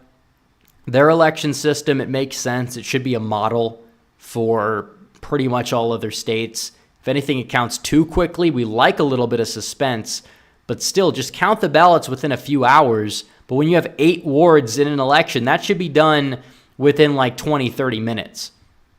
It should be. But we have no results out of Washington yet. Stephen Knisik says, I never got the hate for paper ballots. When I'm in college, we all use paper test cards and never had issues. Well, it's the same thing. It's like they try to think that, oh, it's electronics. We're next level. And then this is what happens. Technology doesn't always enhance things. It doesn't always make things easier for people to be, productive or whatever. But you're seeing what's happening here. John Cordisco's Corners has checked CNN and ABC, no results posted. Well, yeah, they're not posting results. If there's no results in the New York Times or on Decision Desk, they're not going to have any on CNN or ABC. Maybe the AP would be first at reporting results, but I mean, that's pretty much like they're usually reporting. All these networks report within a few minutes of each other anyways, which is why I don't like going back and forth. Oh, this news site has these results and this one has these results. It's all going to be on the same page at the same time at some point. But, I don't know what's going on. New York Times is just being ridiculous right now. But I can pull up the results here. There we go. Now they should work when they do come in, which is probably going to be in like 30 years. So Jay Shug says, any changes on your top VP picks? What's your top 3? Well, like I said, no change. There's not a pick he's really realistically going to make that's going to make me mad or make me like ecstatic. It's kind of a position that's a little overrated. If something were to happen to Trump in that regard, I think a lot of things would be over to the point where the president would not be the main concern at that point. So just hopefully he doesn't pick somebody who's going to be a liability or actively work against the interests of his agenda. He should probably be in a good position. I don't think his VP is going to be automatically viewed as the 2028 frontrunner, and I think he knows that. So let's see. Sexy Princess Writer says Trump plans to target Virginia, New Mexico, and New York. Out of those three, I think New Mexico is the one most likely to flip. I think it's the most elastic. I think it's the most interesting. Is it the most likely to flip? Well, it's possible. We'll see. I think Virginia could turn a corner. I don't think either of those three are going to flip, but, testing the waters a little early on isn't something that's going to hurt him. William Alfano says, I've been watching you for a few years and you've been doing a great service, bro. Keep up the great work. Well, thank you. I appreciate it. And yeah, we've been basically doing this for quite some time. We've been doing it since 2019. It feels like most people that are still here, and maybe this is about to change with all the new people that are going to come in for the 2024 election, but most people that are subscribed to this channel have been subscribed to the channel since, before the 2020 election even, which is pretty cool. So there's that. We have a lot of OGs that pay attention. Sometimes you have big channels, people, come and go, but not here, at least not during election season. DJ Aftershock says, low IQ Buffett MAGA cultist rep and Biden is now forcing me to support Trump. But once Taylor Swift endorses Biden, it's over for Buff and Trump. That's the Rufus parody right there. Yeah. Well, if even people like the aforementioned Rufus, for those who don't know, is some lunatic who was a diehard DeSantis bro, is like a niche internet commentator. He's now saying Trump has a 20% chance to win. He claimed Trump had a 1% chance, so put things in perspective. That means Trump's in a very good position. It's like, yeah, if even these people can see the light to some extent, I'm hopeful. I'm hopeful. Riley Moore says people are saying Minnesota can flip red. It depends on the third party percentage. That's always what Minnesota's come down to. If Trump can get 46, 47, yeah, he could win the state. And they projected Nikki Haley the winner? Is this real? We don't have any votes, but they projected Nikki Haley the winner. Is this true? Is Nikki Haley going to win a primary? Is that what this is about? Is this real? We don't have any votes in yet, but unless they're just testing something, Haley's going to win. Haley won with 62%. Oh no, what are we going to do? We lost the DC primary. We lost the bureaucrats. We lost the establishment. The establishment didn't vote for Trump. It's over. It's literally over. Trump's not going to win the nomination anymore, guys. What are we going to do? I'm kidding, obviously, but seriously, if Haley won, that's actually pretty funny. Like, I really want to see her go up there and try to spin winning DC as like a positive thing for momentum. Like, I really want to see it. If she actually won DC, oh man, that's hilarious, honestly. I'm not even mad. I'm literally not even mad. How many delegates is she? Oh, she technically gets all of them. Technically. She can get 19. Oh, wait, Trump got 122 on Saturday. Trump's going to get 34 more tomorrow. Enjoy your 19 delegates out of D.C. Enjoy them. Have fun with them. Which we don't even have the votes. Some people say they have the votes in some other outlets. Stephen Knizik says D.C. Well, either way, it doesn't matter. I'm cool with the optics of it. I'm cool with it. Let them have it. Let them have it. Yeah, it took them a suspiciously long time to count the ballots, but either way, Haley winning D.C. is pretty fitting. I think I'm completely fine with that being part of the script. It is an open primary, that we know. If it wasn't, I think Haley would win by a lot more, but still. Alex Ledbetter says the lobbyists don't want the independent candidate. Well, that's basically all you have in D.C. You have lobbyists, you have millennials, you have liberal Republicans. If Trump got 38% of the Republican vote there, that's a massive improvement from 2016, where he only got a measly 13-ish% of the vote. Let me see what he got. Yeah, he got 13.7. Rubio got 37. Kasich got 36. So if John Kasich is doing well in that primary state, with the exception of Ohio, that's good news for Haley. Which is why I think maybe there is a shot that she does take Vermont, or maybe even get close in like Massachusetts. But even then, these are deep blue states, and the delegates that she'll net from them is pretty minuscule in the grand scheme of things. Trump will get every delegate in Texas. I think maybe close to all of them in California as well. I don't know how their system works, but W. King says, was this expected at all? I mean, kind of. I mean, I don't care. Like, if we have any people that come in here and start to say, oh, you're coping about D.C., I don't care about D.C. This is where Haley should be doing the best. This is where Trump should be doing the worst.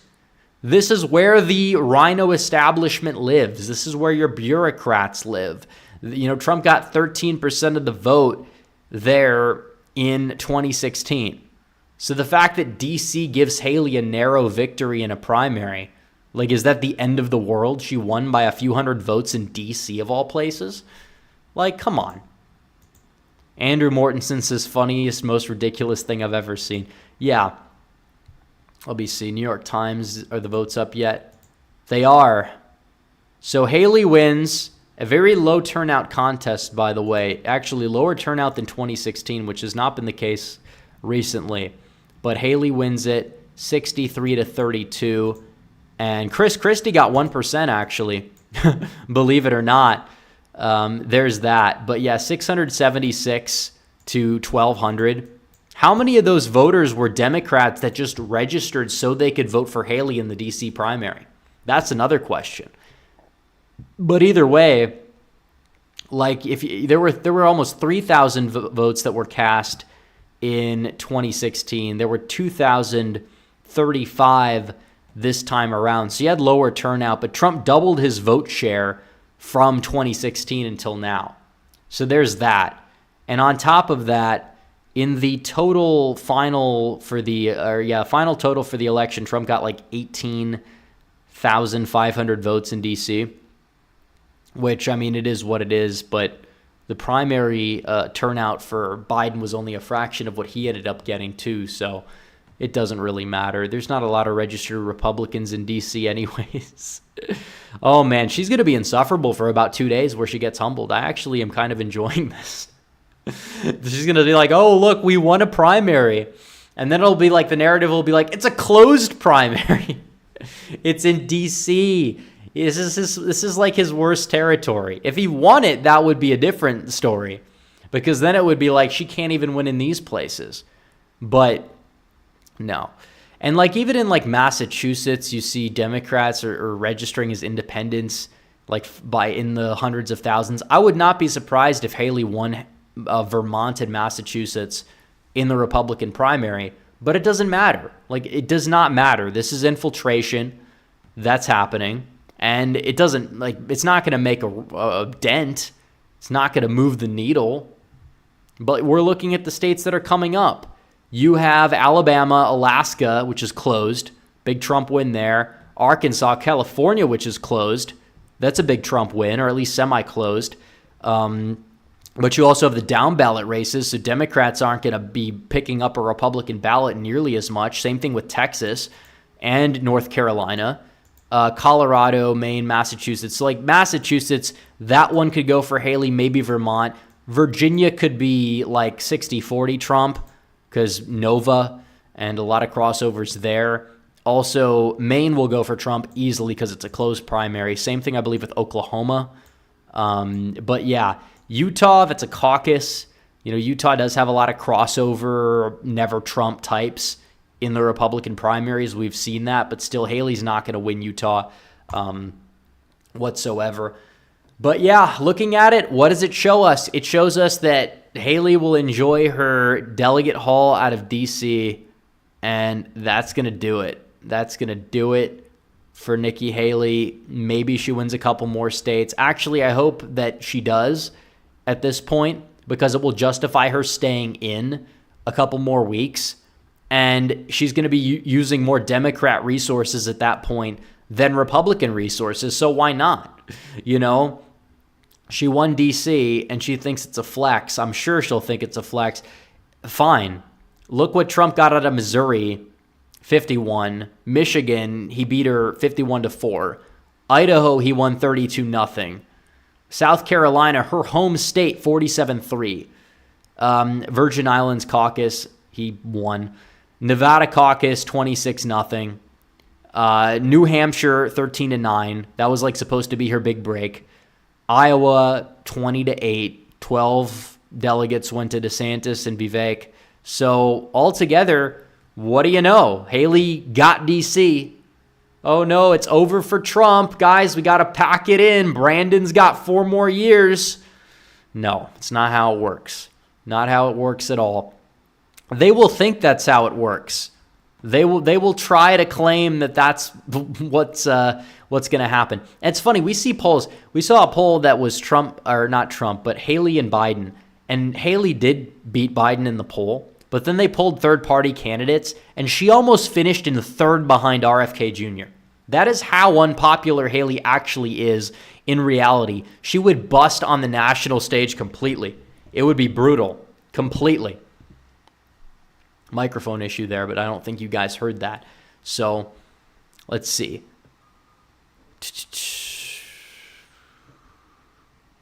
Let's see. Jacob Davis says, can Trump secure the nomination on Tuesday? Nobody, he can secure it in mid-March. There's not enough delegates up for grabs to clear the threshold.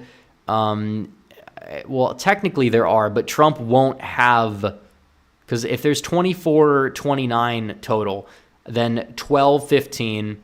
So he could clear the threshold if he got every delegate, but that's not going to happen. He's probably going to clear it either March 16th or March 19th. He will clear it mid-March. It will be over. So Milky Way Gaming says Haley's fans are partying and popping champagne. Yeah, well, let them enjoy it while it lasts. She won DC. Wow, congratulations. Real Texan Politics says something of historical note here. Nikki Haley is the first Republican woman to win a primary contest. Well, yeah, apparently. But it doesn't matter whatsoever. DJ Aftershock says, Haley, we won Mahai 1Q successful rich people. Yeah, exactly. It's not even true. Like, by the metrics, she's losing most college-educated Republicans in these, primaries nationwide. Beach Life says, is Nikki still Ben Shapiro's spirit animal? I wouldn't be able to answer that question. I know they had like a friendly-ish beef. I don't know. The whole song was pretty cringe in my opinion. I see what he's trying to do. I get that that's the point of it, but it's like, come on. Like, seriously, I was not a fan of it. Some people are, whatever. Cyrus Jalali says, oh no, Cocktober surprise comes early. Haley won DC. What are we going to do? What are we going to do? She won all 19 delegates out of, the 1,200 she needs to win. Wow, that's definitely going to move the needle. I mean, at least Marco Rubio could win a state. Can Haley even pick off like a Minnesota like Rubio did? No. Vermont, and maybe Massachusetts. Those are the two that she'll have an outside chance. And if I was Trump, I'd go to Massachusetts instead of Virginia or North Carolina even. But I get North Carolina because down ballot races. But like if I was him, I would have held a rally in Massachusetts. But at the same time, he might just be willing to concede it because it's like if you go there, do a rally and still lose it, the optics are not good. And that's what this is. This is a war of optics more so than anything else. That's what Haley's trying to do. It's humiliation. Democrats know they can't beat him, so they're going to try to kick him as much as they can. They're going to try to humiliate him. And is it working? Not really.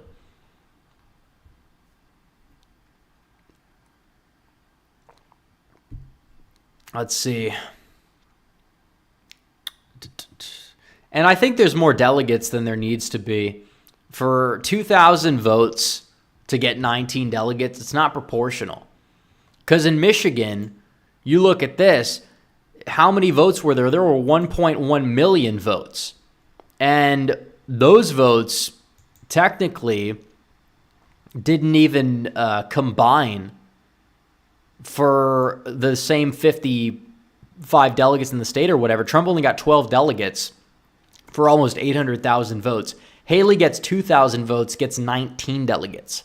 So it's a weird system. It's not all that proportional, but does it matter? No, it doesn't matter. Let her have her consolation prize. Let her think she's doing something. And then Trump will take all 29 in North Dakota tomorrow, and it'll like give Trump the edge. I'm probably not going to stream it, but yeah, I don't care. Like, I think it's funnier more so than, oh, it's over. On Point Politics is swamp get a swamp. Yeah, I mean, that's exactly what this is. This is the swamp, and the swamp creature won the swamp. I mean, and it's not like she won it in like a blowout. It was like 600 votes. Just nobody really turned out for this thing. She won it. Okay, 600 votes. Add that 600 votes to the Michigan primary total, and it wouldn't make a dent. And that's a state that actually matters. DC doesn't matter. Anyways. But yeah. Oh, well. All right. This will be a last call for Super Chats probably. I don't know what else there really is to talk about. I think we've covered all bases. We've been going on for about 2 hours now. But make sure you guys like the stream down below and subscribe if you haven't yet. But this is a funny moment. This is funny. This is not a cope moment. This is a funny moment. Let's see. Did the stream freeze again? I hope the stream didn't freeze again. The chat froze.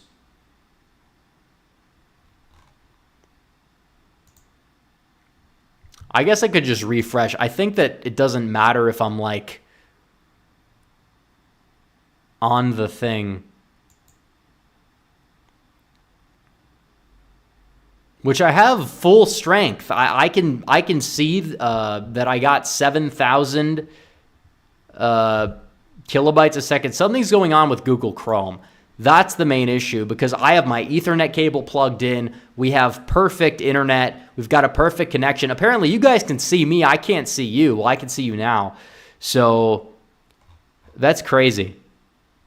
But it was just frozen. So this will be the last call for Super Chats because we've been going for a couple hours and there's not really anything else going on. We have kind of basically talked about this entire primary and what it means. The only victory that Haley is likely going to get besides maybe Vermont and Massachusetts, and she'll use that to stay in. She's going to kick the can down the road because of things like this. Oh, I got DC. I can win a contest. It's like you're not winning the nomination. It's over. People with a brain that's bigger than a bird brain know it's over. You lay in a goose egg in all these other primaries in the delegate count. She lost 122-0 yesterday. 19 is her consolation prize. She can take the 19 all she wants. She's still, lost the weekend to Trump, like percentage-wise in the delegate count, 80-20. It's ridiculous. I don't think this primary should have that much pull given how many few votes that it has even, but it doesn't matter. I'm not going to sit here and cope about it because there's no point. Haley won DC. She won the swamp. Good, and have the swamp. It's very fitting. It's not going to make a dent at the end of the day. Like, it's not even going to leave a scratch on the door handle. So, I don't... somebody says she's going to win Hawaii. I don't even think she'd win Hawaii at this point. Well, it depends on the primary, I guess. When is the primary? Oh, it's March 12th. If she's still in the race, she could make it close. Are Hawaiian voters prone to crossover? That's another thing. They might not be. I know they are in New England. Massachusetts, watch out for that. Vermont, watch out for that. I don't know if Haley's even in those states, but she's not winning California, despite it being a blue state. I mean, she might win some like squishy, like Biden, but down ballot are Republicans in Orange County, but she's not winning the Republicans at large in California. She's not even coming close because it's a close primary. Texas, she's going to get decked in. Like, Hawaii is closed. If Hawaii's closed, she's not winning it. I mean, Trump is winning these other, territorial caucuses in these other areas that if they were states, they'd vote blue. His worst contests back in 2016, he's winning on like 3-1, besides D.C. for some reason. Oh, wait, it's D.C., that we know. But beyond that point, Hawaii, if Hawaii's closed, she's not winning Hawaii. She's not winning these territories either. Trump is well-liked in Guam now. Guam might vote Republican this fall. Their votes don't count, but they do a straw poll. And Trump got like in the 40s last time. Republicans, I think, won it in the midterms even. So then you have Arizona, Florida, Illinois, Kansas, Ohio. She's not winning any of these. If Illinois, I still think Trump would win Illinois. Haley might win a couple counties in the Chicago like suburbs, maybe, but even that's not a sure thing. She might be, if she's in the race at this point, she probably is going to get less crossovers because they know she can't win. Connecticut, I think that one, I'd still probably say Trump would be favored at that point. Delaware, Trump probably wins. New York, that's an easy Trump win. Rhode Island, Trump win. Wisconsin, that should be an easy Trump win, even though it's an open primary. Like, I don't see a state. Oregon, that's going to be like a convention. The primary doesn't even count. It's like, I guess like Nevada kind of, but not a caucus. Like, I don't think Haley's going to win any more than like 4 or 5 states tops. Like, there's just no way, even if she stays into the entirety of the primary. Stephen Isaac says, I noticed the Team Nikki people on Twitter are being suspiciously quiet tonight, but she won. Yeah, I'm kind of surprised because I think they know it's an L to say I won the swamp. Like, you don't want to win the DC primary. Have it. I don't care. Haley takes it, fine. Doesn't matter. Literally does not matter. Like, I'm sure she's going to go out there. I was the first woman to win a Republican caucus because all she does is play identity politics. That's all she does. It's all she's capable of doing. Like, she's basically Hillary Clinton, but the Netflix version. You see those memes? They take like the grizzly bears and they say Polar Bears, a documentary, because they like to make fun of like the ridiculous, like political correctness, wokeism, basically just tokenism that we see in Hollywood and all these shows that they make.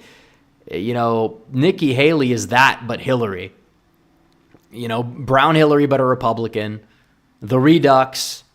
And the voters are rejecting her overwhelmingly in all the places that matter because of that, because she's so unlikable. For one, if she got the nomination, she would basically be like a Hillary, but worse, because at least Hillary got rank-and-file Democrats to vote for her. Haley couldn't do that. So, yeah, there's no difference between the two. Haley might be even more of a warmonger, and that's saying something. Andrew Mortensen says, Nikki in 20 minutes, take it to the bank, I will win. Well, that phrase doesn't usually work out too well for people in politics who say it. Just ask Nancy Pelosi about how Donald Trump will not be president. You can take that to the bank. How did that age? Not too well. Not too well. I wonder, I really can't blame Trump for getting the two confused because they're so similar on a lot of fronts. She actually thinks she can beat Biden by 17 points. It's ridiculous. Like, she's becoming insufferable. I think she realizes she can't as easily like try to get in Trump's good graces. If Trump was actually going to make her VP, like all of the delusional DeSimp fanboys said back like 4 months ago, she wouldn't be doing this. Like, there's no way she would be acting like this. Now saying she might not even support Trump. It doesn't even matter if she comes around and supports Trump. She's not getting in that campaign, let alone that administration. She's not even going to be a surrogate, for better or worse. She's not even going to be in that role. She's done. So, let's see. Yeah, she thinks she can win a Reagan-esque landslide. People might hate Biden by that margin, but they're not voting for Haley. Like, I would not vote for Haley over Biden. There's no point. Biden wants to destroy the country, and Nikki Haley wants to destroy what the Republican Party should stand for, end this country, and wants to dox the entire internet. Yeah, RFK Jr., I'm no fan of him, but if it comes down to those three options, I'm choosing that option. I'm choosing the third option. You know, at least you don't know what you're going to get in that department. It's like a protest vote. I wouldn't vote for Nikki Haley. I'd vote for Donald Trump. I'd vote for a lot of other Republicans if, you know, in the future. I'm not going to ever vote for Nikki Haley. We'll never cast a ballot for her as long as I live, and I can rest easy knowing that. So it's over. It's like, even if she endorses Trump, like, yeah, I mean, it's not a bad thing to get an endorsement from somebody you don't like. Like, I thought that people that were criticizing Carrie Lake for getting endorsed by John Cornyn, I feel like that's bad faith, because, yeah, you want endorsements from all wings of the party when you're campaigning. You want to build bridges, but you also want to keep these swamp creatures and rhinos at an arm's length at the same time. When you try to bridge the gap too much, it becomes a problem. We saw that from time to time in Trump's first term. That's why you had people like Nikki Haley in the administration. But still, yeah, Trump doesn't even care about Nikki Haley either. He's not focused on her. He's focused on winning the presidency. That's why he's campaigning more so in like North Carolina than he's campaigning in Massachusetts. Because North Carolina is not going to be close, but you have these congressional primaries there. It's a state that I think Trump's going to win, but it's going to be somewhat competitive, right? He'll win it, but maybe not by 20. It's not a state that's like a for sure thing, even though he's overwhelmingly favored to win it. So yeah, that's the way it is. All right, guys, last call for Super Chats for real this time. Like the stream. Make sure we get to 2,500 before we go. I think we could do that. We're 100 away. Let's get to 2,500. We've got a lot of people that came by tonight. We've had 50,000 people stop by, according to analytics, which is absolutely huge. But let's see. Mitchell Ryan says, do you think the RNC would push him out? No, they're not going to. Especially now with the new RNC. They're not going to be hostile to Trump. I don't even think the current RNC would be that hostile to Trump.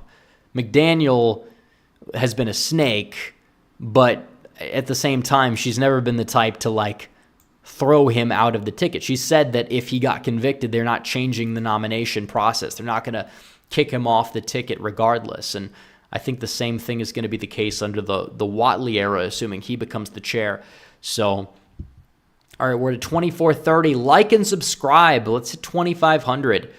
Andrew Mortensen says, thank you, Rep. Love you, bro. By far funniest stream. Well, circumstantially, I would have to agree. It's been a fun night, a fun early stream too. I kind of like streaming early.